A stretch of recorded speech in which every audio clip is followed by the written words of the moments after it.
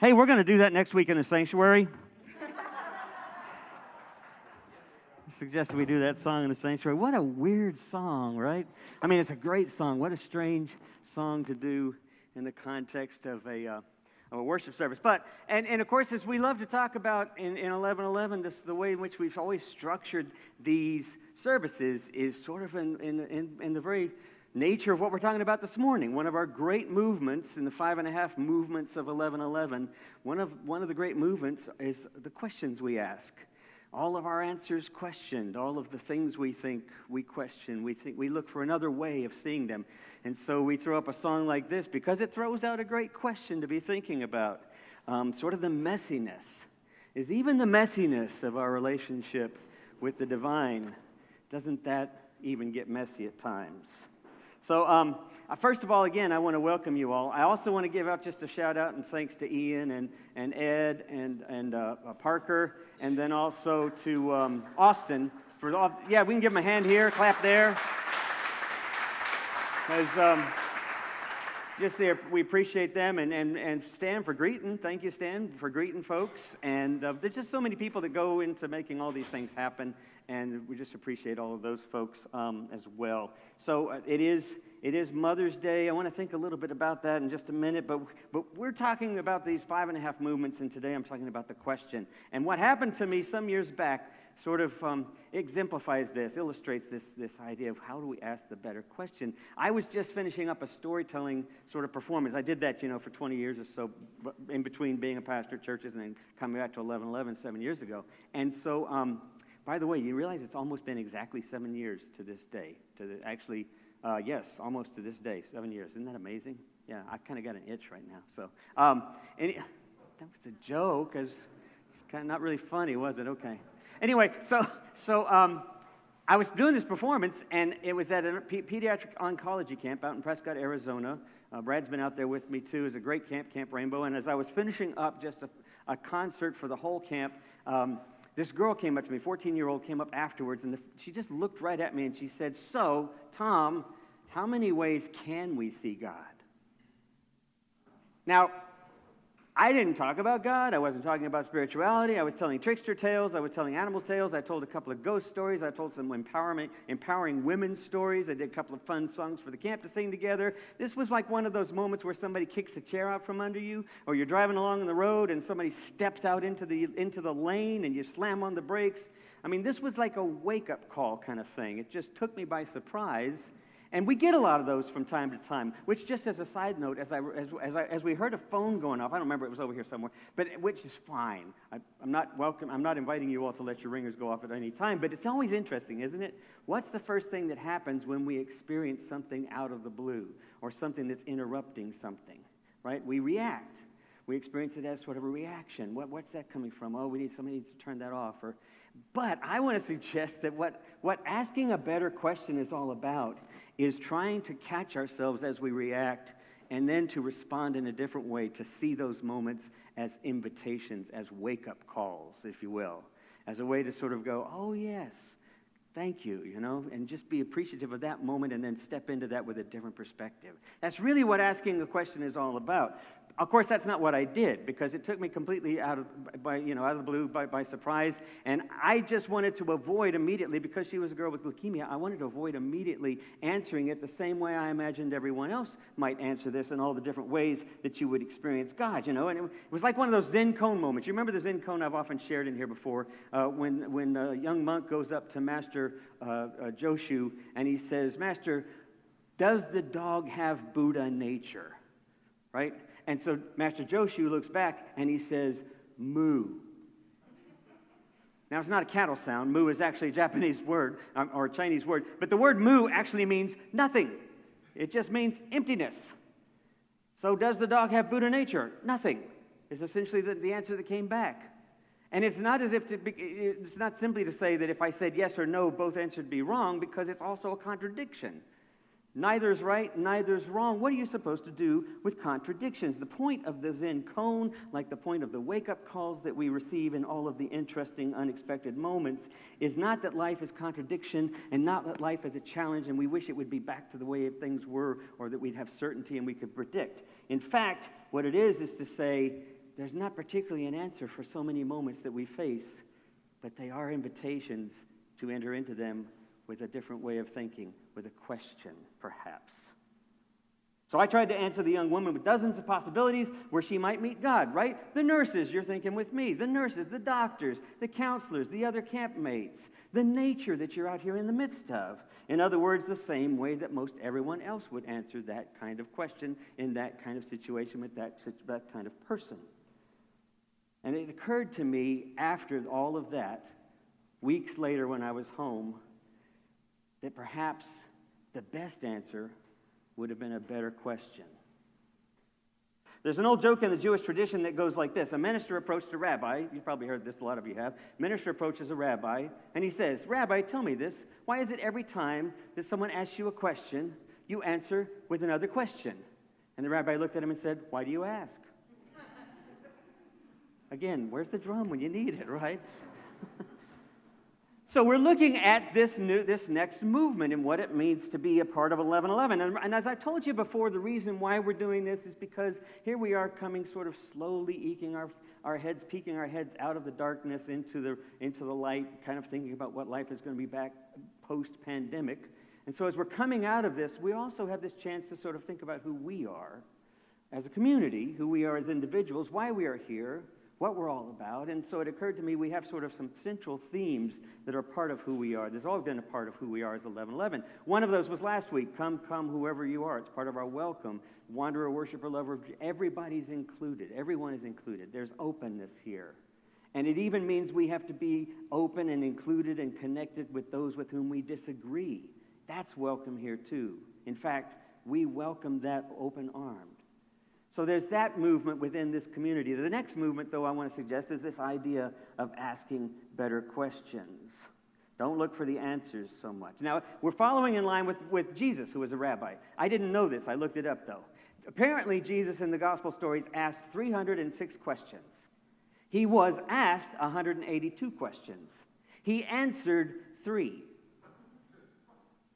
He was a good rabbi. He was acting in the rabbinic tradition of when someone brings a question to you, oftentimes the best answer is a better question. And what's interesting to me about this, and maybe to you as well, is if you're thinking with me, you're thinking ahead, you're thinking, well, isn't it interesting that Christianity, so much of Christianity, like our culture, is all about certainty, right? It's all about this preoccupation with answers and right belief and the right things, the right way people should think about things. And it's less about finding sort of love and relationship and connection in all of our moments, finding God as the ground of our being in all of our moments, even those moments where things are difficult. Because when things get difficult, that's especially when we'd like certainty. We'd like to have some sense that we know where this is all going. And we get this, right? I'm going to do a little sidestep here. I'm just to remind you also, most of you know this because I talk about it a lot, but it's part of our brain chemistry. It's interesting to me how hard it is for us to get this in our heads, that our heads are acting without us. Our brains are acting in spite of us. The brain chemistry is reacting to things that we don't even realize. Even if we're fine-tuned and disciplined and as aware as we can possibly be, we still have this tendency to react because it's a part of our brain chemistry. Our oldest and most undeveloped and yet most solid part of our brain is the brainstem and the amygdala, and it's always reacting to things out of its need to preserve us, protect us, and either ready us for a fight or ready us for flight. Right? And this happens to us hundreds of times a day. I mean, we don't think about it, but this crazy chemical reaction is taking place in us without us without us knowing it in small ways. We rarely run into saber-toothed tigers anymore. We rarely encounter a head-on collision, but any number of dozens of things happen to us. Right now, I looked up at my clock on the iPad, and I realized I've already been talking about 12 minutes, and I still have 35 minutes to go. And some of you already felt the brain chemistry running through your body, right? Some of you already felt that. It was like, oh, crap, well, that's not going to work. I'm just kidding, by the way. But the truth is, the phone rings. You look at your watch, you realize you got a meeting in 5 minutes. You get in the car, you're late for a meeting. You realize your kids are not doing what you want them to do. There's something going. There's any number, an argument with your spouse, an argument with your friend, an argument with a coworker. There's any number of things that happen to us listening to the news, any number of things throughout the day, and we're reacting to them. We can't help it. It's our neurochemistry. We want to be able to trust. We want to be able to think that our faith and that our way of seeing the world is certain for us, that we've got some grasp of it. Even as I talk to different members of our community over the years, we still cling to some of those oldest notions that, somebody's in control, right? We want somebody to be in control. And the idea that there's nobody particularly in control, at least not in the way we would like that to happen, creates anxiety. And so we find ourselves looking for certainty. But what does Jesus do when somebody's looking for certainty? Jesus asks a better question. Brian McLaren, one of my favorite writers, and a lot of you have read him, he's got one of my favorite little phrases, certainty is overrated. I don't know why it's not a bumper sticker. It should be a bumper sticker. It should be a T-shirt. We should be wearing it. It should be our affirmation. Certainty is overrated. When the religious leaders asked Jesus if they had a right to pay taxes, if it were right to pay taxes, what they wanted was a certain answer, a clearly defined answer with certitude that would confirm their hatred of Caesar and would confirm their practices and put Jesus in a questionable position. But what Jesus does is he asks the question. He pulls out a coin. He says, whose portrait is on this coin? When the Pharisees ask him if it's lawful to heal on the Sabbath, they're certain that they know the answer, right? It's the Sabbath, and they're certain that they can trap Jesus in his admitting that he's breaking a piety law. But what does he do? He responds with a question. If any of you on the Sabbath finds that one of your sheep has fallen into a pit, what are you going to do? Right? He challenges the question with a better question. And then when a paralyzed man at the edge of a healing well, you know the story, and he's been there now for many years at the sheep gate, the well there that supposedly has the magical healing when the angel comes down and stirs the water. This guy's been there for years, still sitting. He asks Jesus when he comes by for the first time, finally sees Jesus. He calls out, heal me, because he knows Jesus can fix anything. He's certain of it.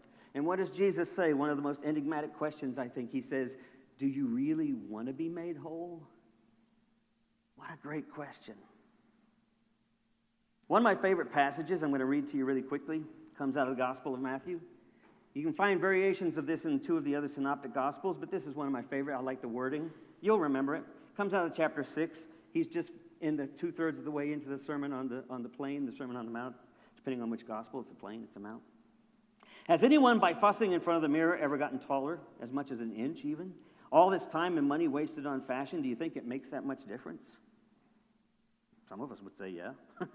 Instead of looking at the fashions, walk out into the fields. Look at the wildflowers. They never primp, they never shop. But have you ever seen such color and design quite like that? The 10 best dressed men and women in the country look shabby alongside those wildflowers. Now, if God gives such attention to the appearance of wildflowers, much of which are never seen, don't you think she'll attend to you, take pride in you, do her best for you? What I am trying to do here is to get you to relax so that you're not preoccupied with getting, but instead you can respond by giving. People who don't know God and the way she works fuss over things, but you know both God and how she works. So steep your life in God reality, God initiative, God provisions. You'll find that all your other human concerns will be met in their time. So the familiar version, if you know the Revised Standard, is seek first the kingdom of God, right? You all know that one. I love this passage. I mean, we have to admit, we understand this, right? Linda and I just got through putting up a window. We got through putting up a mirror in our bathroom, and we've been remodeling the bathroom. It's a 6-week project. We got started on this, last winter? I think it was. We've been working on this for months. But it's looking really great.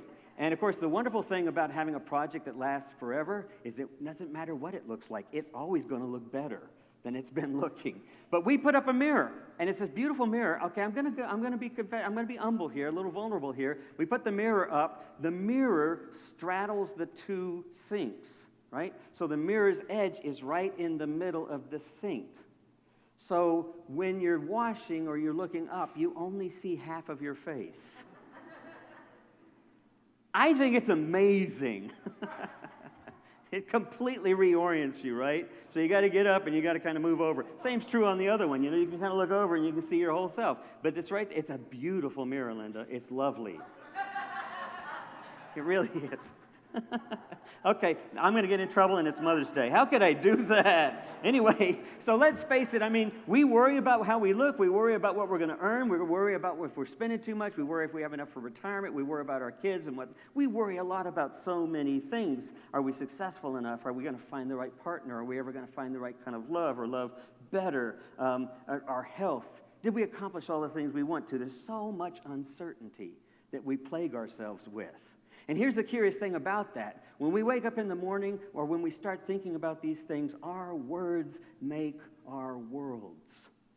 The stories we tell define the world we live in, right? Not just in terms of what we say about ourselves or what we're thinking, but also in terms of what we say about God or what we say about our faith concepts, right? We create the worlds we live in by this language. All you have to do is change the narrative and you'll see what I'm talking about. We create the worlds that we live in. The better question that I think Jesus might ask, or the Buddha that might ask this, or Rumi, or perhaps Hildegard de Bingen, the Christian mystic, what the question they would ask might be, instead of how many ways can we meet God, is they would say, here in the kingdom of God, why do you worry so much about what isn't, and all the while you're missing what is? We have to learn to ask a better question. How many ways can we meet God? Albert Einstein says this. I love this quote from Albert Einstein. He says, the important thing, this is Albert Einstein, the scientist, the agnostic. He says, the important thing is to keep questioning. Curiosity has its own reason for existing. One cannot help but be in awe when she contemplates the mysteries of eternity, of life, of the marvelous structure of reality. It is enough if one tries merely to comprehend just a little bit of the mystery every day. Never lose your sense of holy curiosity. The danger, I think, what happens for us is that when we start facing uncertainty, or when we start looking for certainty and truth, and then we start finding something, because, again, we're operating out of our chemistry. We look for something to calm that, to find certainty, to find some sense of comfort. And when we find that, oftentimes we look for like-minded people. That's what we do. We do it almost unthinkingly.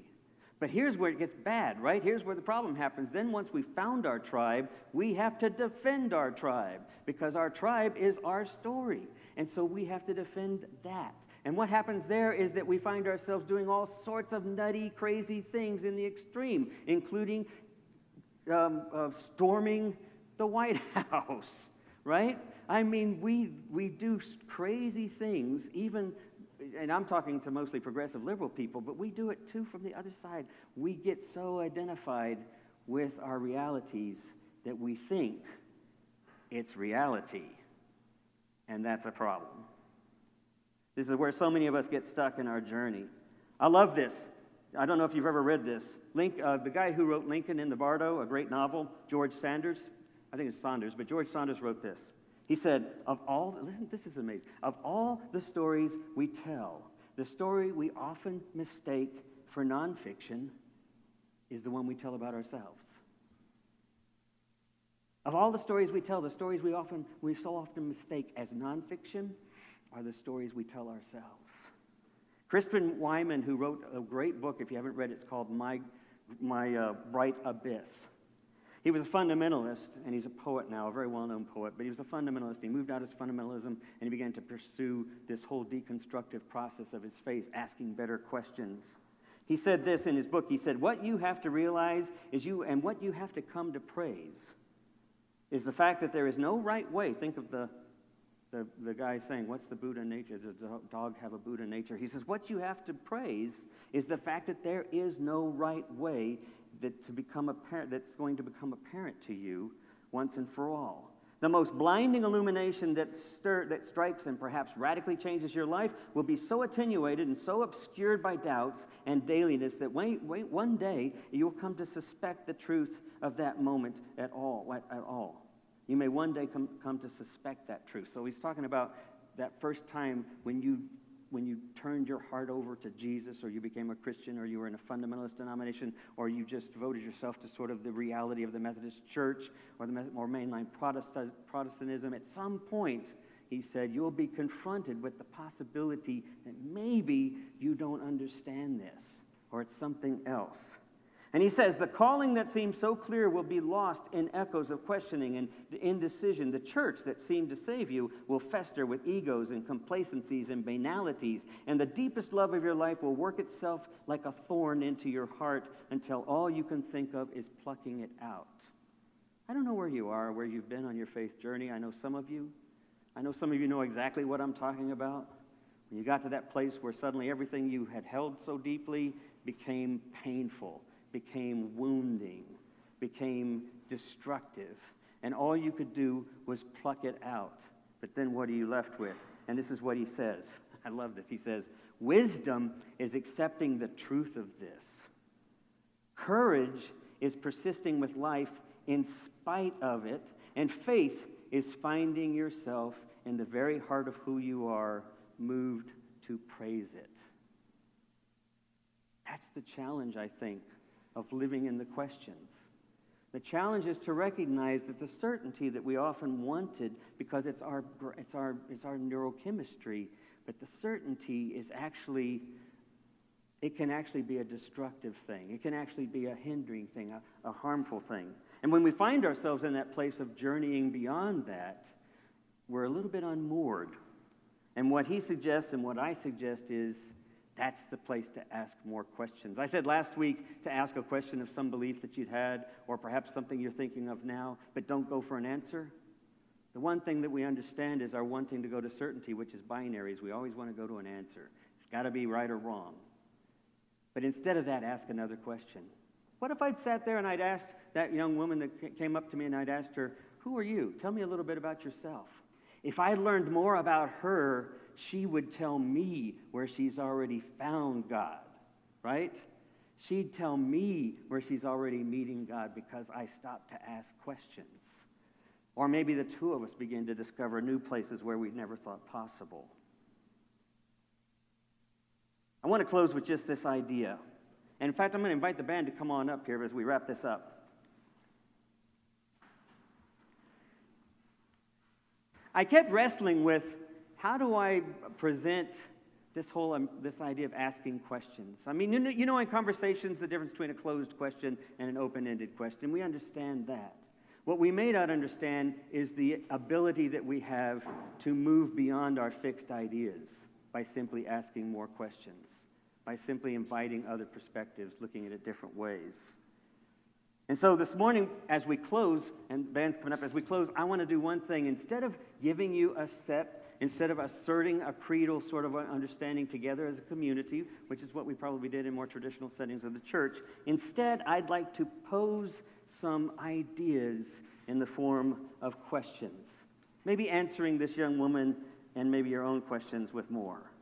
What if God is something other than what we think God is, what we think who or why she is? What if there is no God, but she is everywhere? I love that. What if there is no God, but she is everywhere? You remember Meister Eckhart, who said, I pray to God that God would rid me of God? I think you used that in one of your messages. Yeah. I pray to God to rid me of God. What if there is no God, and she is everywhere? Moo. How many ways can we meet God? What if God is creativity no less in each of us than in all of the universe? How many ways could we meet God? What if being Christian is so much less about what we believe and so much more about what we do? How many ways could we meet God? And what if faith comes to life not in the answers that we cling to, but in the better questions that always open up our minds and hearts to others and to the moment that we're in? How many ways could we meet God? What if we got the story all wrong?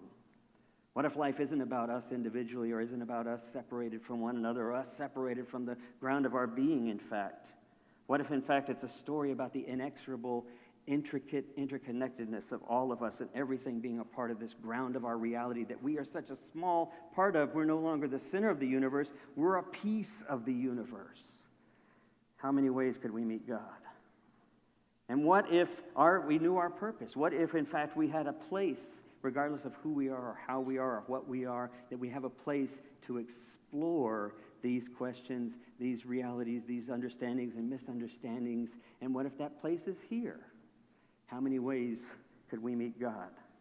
And what if we lived as if all of this were in fact true? Amen.